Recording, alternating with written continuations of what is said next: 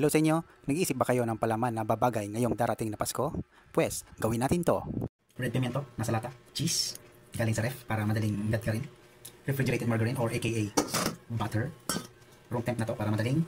I-drain muna natin to at pagka-drain, i-slice natin to ng So while draining the pimiento, we will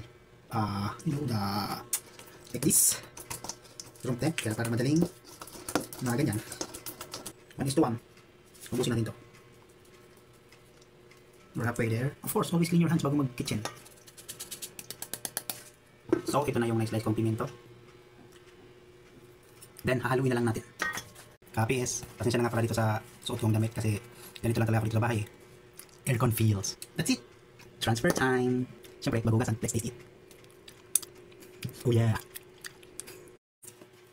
Eat refrigerated and always use serving spoon.